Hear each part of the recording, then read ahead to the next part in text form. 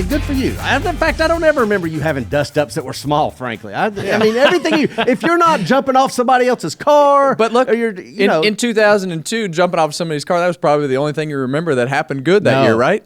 No. The only thing that good happened in 2002, sometimes you have to keep yourself relevant. And that was your attempt to keep yourself relevant? I mean, you did it. It was in race 4 that year, that Xfinity race. Yeah. At Bristol. Yeah. Bristol's a big track for you, isn't it? Man, that Bristol is a big track. Yeah. Okay. Since we're here talking, we now know what the situation was at Junior Motorsports. You say it was all but Dale on why you wanted to go out gracefully. 2017, then the comments that you make about, and in fact, I think that I'm curious if you're even aware. I'm curious if you're even aware that you're one of like maybe 2 or 3 people that we said probably would never be on this show. I have never listened to the show. No, that's fine. I'm not saying that. I'm not saying that. But I would say that there's a lot of people. When you said you came in through, by passing fans, I wasn't even sure if they might have said like that. It's been kind of, let's just call it a topic of conversation, the narrative over the last several years. I did get a heads up. Get a heads up that you had a lot of this topic of conversation. I did get a heads up on that. Me personally? You personally. Yeah. Oh, well, I'm not the only one in the room. Yeah. So let's just, since we're just airing it out, let's do it. Let's just air it out. This is where we got to do it. So here's how all that started. So for me, you had retired. I was in the middle of my. He was trying to. In the middle of retirement. So the way that all that started, it was all over. I was in the middle of a contract negotiation that year, and it all started over the comment about driver salaries. And at that particular point, I don't know that I'd actually gotten over all this, to be honest with you. And you think? Yeah. And so you were still a little bit. Come on. It's still a little bit bitter. Oh yeah, you had not gotten over. Yeah. I believe that. And it's still a little bit bitter about that. And then for me, I was like, man, I thought he was on the driver's side, right. And then talking about salaries going down, and I'm like, I got to change the narrative of the conversation. We had the happy hour show at that particular time, and the narrative about driver salaries was gone at that particular moment because of everything that was said on the show. And I think as you look at that, definitely not the right way to handle all that. And by Dale? Or no, by me. Okay. Yeah, just in the way that it would have all went down.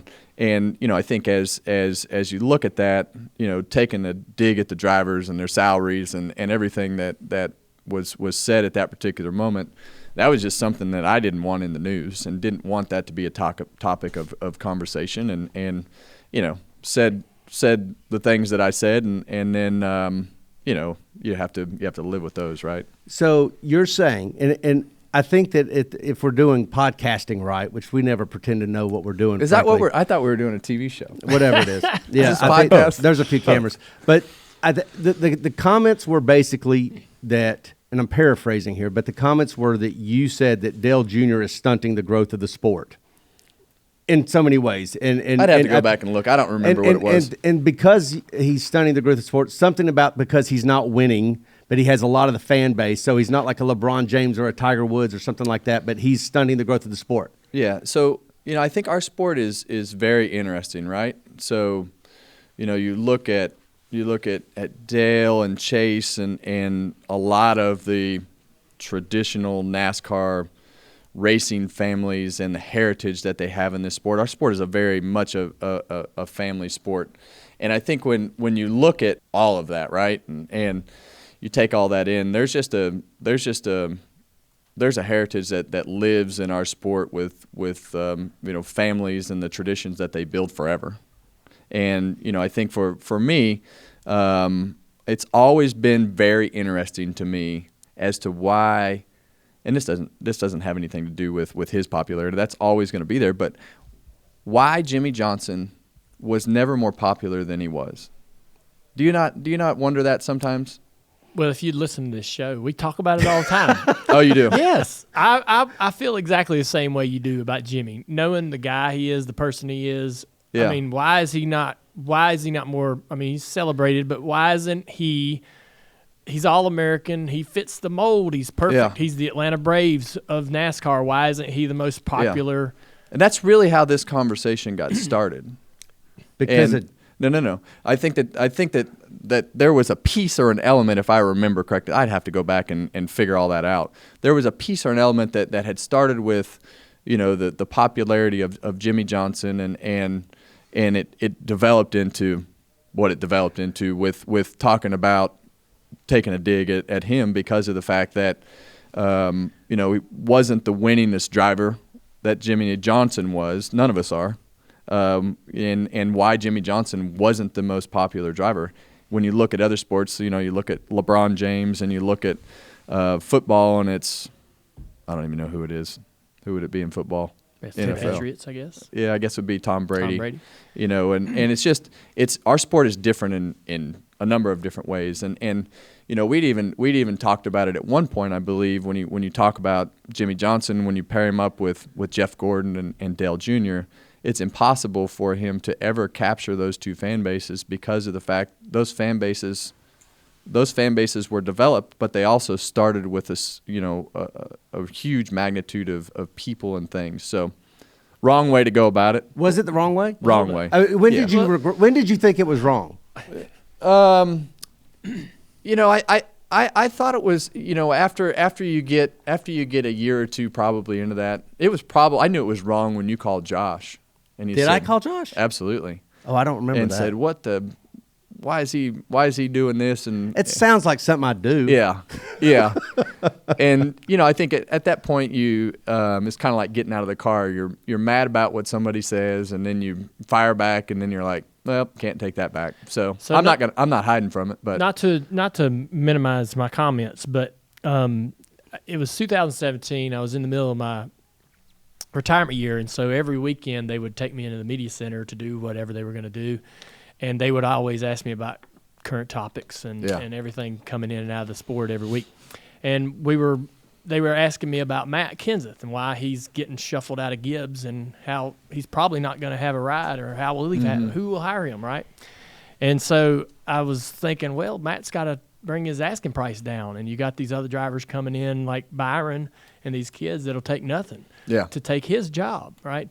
He'll if I'm an owner, I'll pay Christopher Bell or William Byron half or way less than hiring Matt. And not knowing that you were in the middle of a contract negotiation. And you weren't the only driver that came to me and said I had a problem with what you said. Yeah. And so I just want you to know, I guess, that I probably could have kept my mouth shut about that. Yeah, me too. And that I could have done the same. That was definitely I have a hard time with that. You go, I go into that media center every week, and they're asking you questions, and you just answer them, right? Yeah. And you tell your truth or whatever you feel like you believe. That's right. But that was probably a conversation that you're probably. I guess I understand absolutely why you were upset about that. Well, here's the other problem to that piece. I had a radio show and a producer, and you get fed. Yeah. This is what was said, and it might be half of it, or it might be 3/4. Yeah. And then you're like, well, that. Yeah. Yeah. Yeah. So he gave you the ammo, and and then you're stirred like, you right up. Oh yeah. And so, But I still said it. I can't blame it. I'm not trying to blame it on somebody else. I text you after I heard about the comment, and I said, "Damn, that sucked." And you said, "Yeah, it probably made you feel the way I feel about your comments." Yeah. And so Kevin said that to you. Yeah, I mean, a day later, and so I'm glad that I've used this show and for a long time to talk to people that that I have these differences with, or if my feelings are hurt, or I've had a fight or an argument, or me and Kyle Busch somehow or another got into that studio over there in that booth and had a conversation, and we get along okay. He brought beer, to be clear. I wouldn't say we're best friends and we don't go to dinner, but we're good. Right. And with your history, I mean, I've known you for a long time. Oh yeah. And I want to talk about that, but I and that hurt my feelings so bad when you did that. And I knew that you didn't feel that way. Like, I knew that you weren't just having a general conversation. I knew you were doing it was a hatchet job because of what I'd said. And so but I did want to fix it. Yeah. At some point. And so I hope that, beyond today, we can both agree that it's regrettable and get back to being friends. Yeah, no, I agree, because that's the one thing about this sport that most people don't know, right? You have to be around people, and you have people that you have a lot in common with that sometimes, and I think for me, I choose to almost be silent and just go away from things and just not talk about them and just not be around them. And that's probably, all the time not the right way to do it. And I think for me, I say stuff that you look back on and you're like, oh my God, why in the world would you say that? And I think as you get older, you start to I'm the same way. It's good to fix those things because for us, we've obviously been around this for a long time, and I think for me, I feel this the same way. I wish that things would have went different for the Xfinity deal, and yeah. It frustrates me to know that you felt that went the way it went, and you were frustrated by that for a good period of time, because you deserve better than that. And, just because we were friends, you deserve better than that, but also for what you did for this company and who you are is your stature as a driver in the sport at the time, you deserve better than that. Let's just bury the hatchet. Like you said earlier, let's bury that hatchet. I agree. That's the point, I guess. Mike, you ain't got any more to talk about on that, do you? Yeah, I'm not. I'm just getting started. No, I'm kidding. I actually wanted. I think you guys are sort of addressing it, but I was always curious with Kevin. Again, we have such different vantage points and perspectives, and I was always curious if there was this, if you detected a palpable tension between you and Dale in the aftermath of that. Like, did you, or were you just completely oblivious to it? I think there was. I have this ability to just block things out. Compartmentalize. Yeah. I think that's a common trait that all drivers have, yeah, frankly. And I think the unfortunate part about what we do is you can stay so busy and you can get so consumed with your little bubble that you can ignore everything else. Okay. Until you are in a setting like this, right? And I think in the end, everybody had to agree to come to this setting and say, okay, I think we all knew what was this was going to be talked about today, and I think everybody wanted to just get it all out there and bury that hatchet because of the fact that I want to be his friend, I want to be your friend.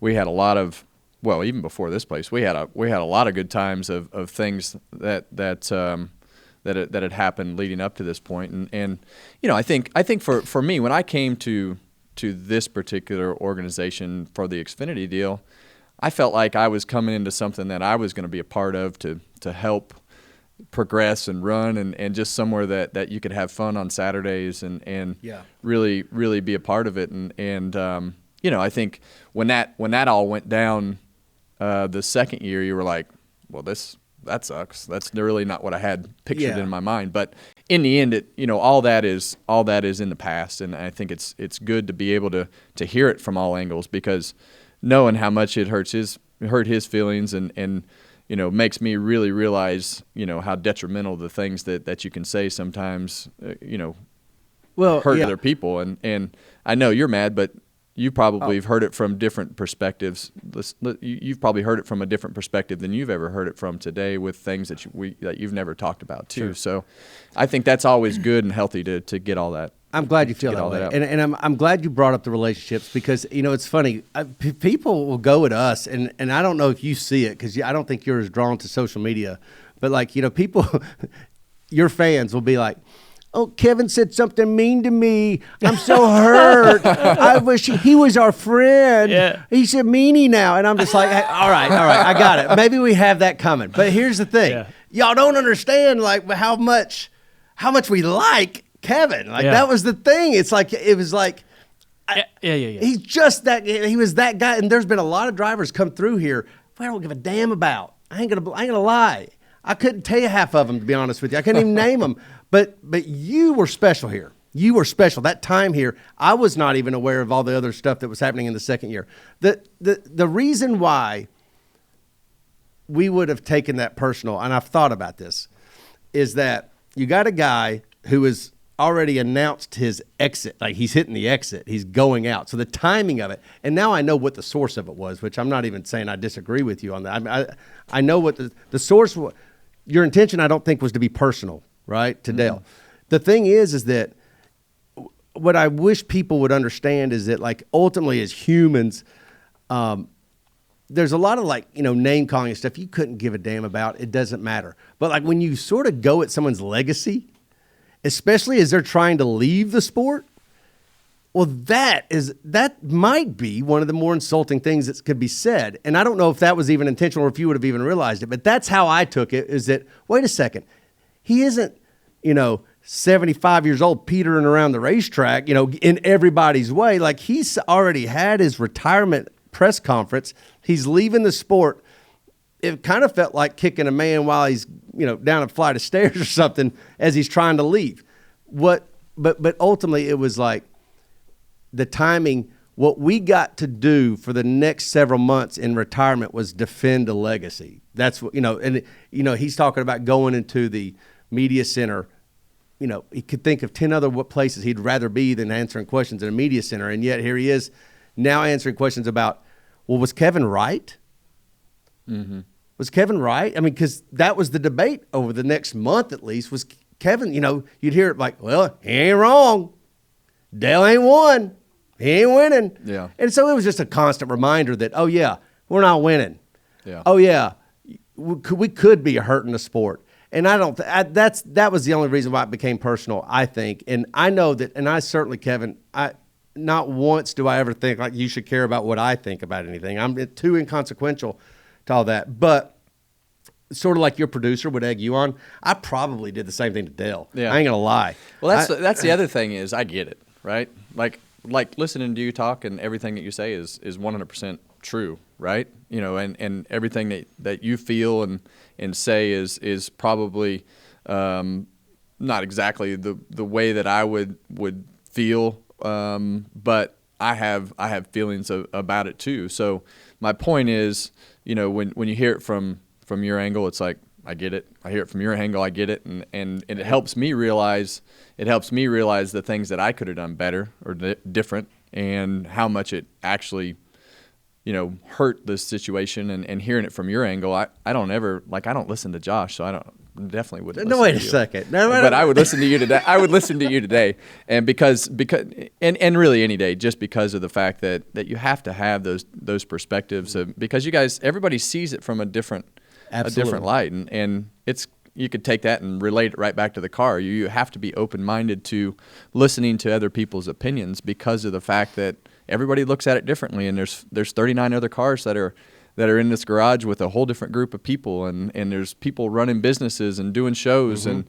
and so those feelings and those conversations and those opinions, they matter. But up until this point, we've never heard each other's opinions, since those days, because of the fact that, I don't know, I'm stubborn. I know that. All right, guys, I know a little bit about cars, so believe me when I tell you that Tire Pros, they're the real deal. They've got great people, great service, and they can take care of all your automotive maintenance needs. Plus, they're a sponsor of this show, so they got great taste in podcasts. So check out Tire Pros. Follow them on Facebook and tell them that I sent you. Did you enjoy that conversation with Kevin Harvick? Well, you ought to listen to the entire interview. It's full of great stuff. The Dale Jr. Download is available on all major podcast platforms.